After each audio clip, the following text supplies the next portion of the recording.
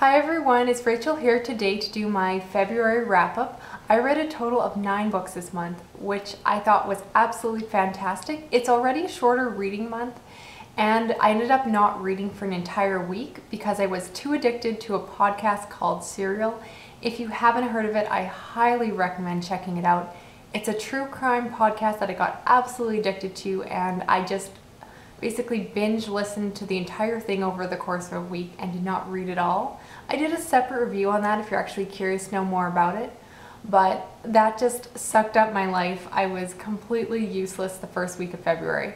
So considering I didn't read for an entire week, I think 9 books is pretty phenomenal. So let's just jump in and talk about those books. Now, starting with audiobooks, I listened to the first 2 books in the Sisterhood of the Traveling Pants series. These are both rereads for me. I read them originally both when I was a teenager, but was really looking to kind of relive those years.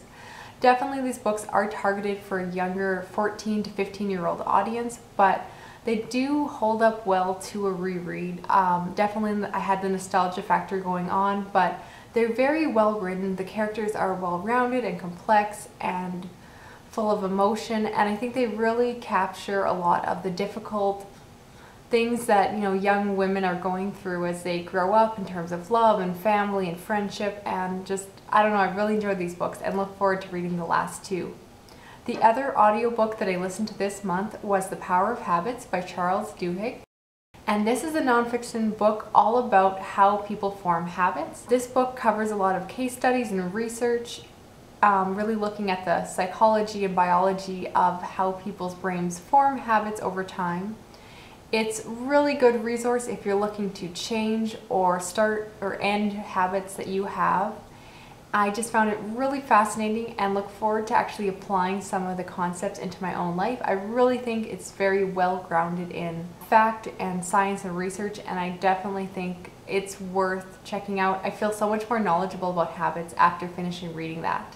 I also read 2 graphic novels this month. The first was An Age of License, a travel log by Lucy Nesley. She is most famous for her other graphic novels, French Milk as well as Relish, which I both previously read.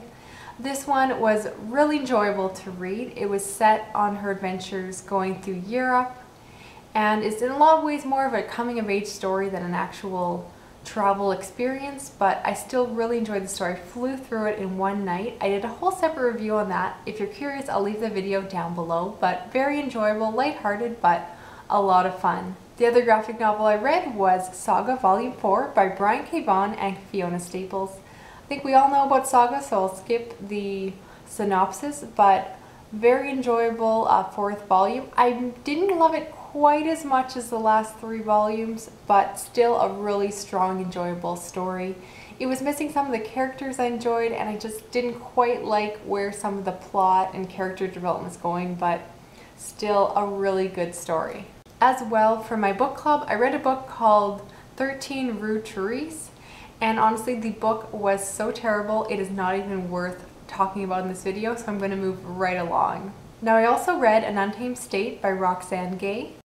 This is a fiction story about a young woman who was kidnapped and held for ransom in Haiti.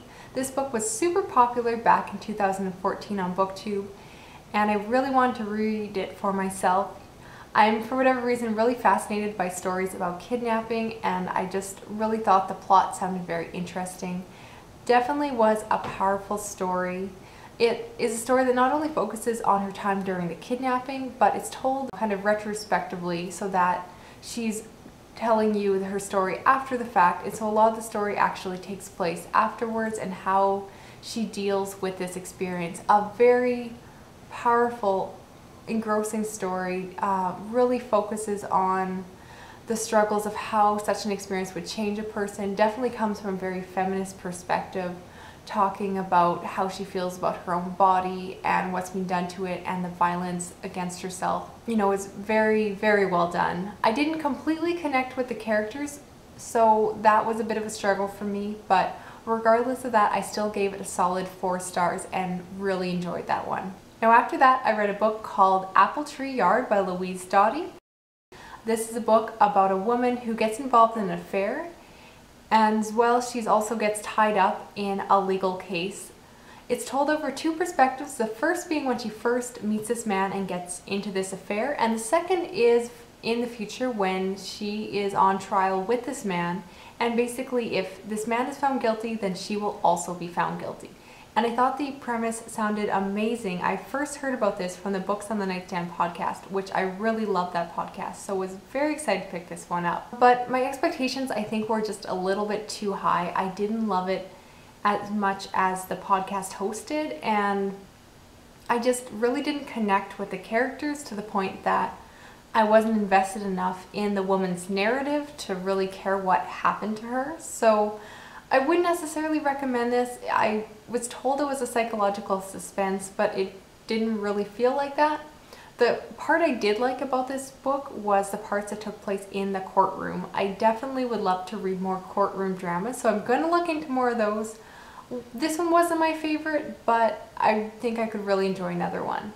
Now, the last book I want to talk about is Redeeming Love by Francine Rivers. This is a Christian historical romance about a young woman who is sold into prostitution, and then a man named Michael basically is told by God to rescue her from the situation and make her his wife.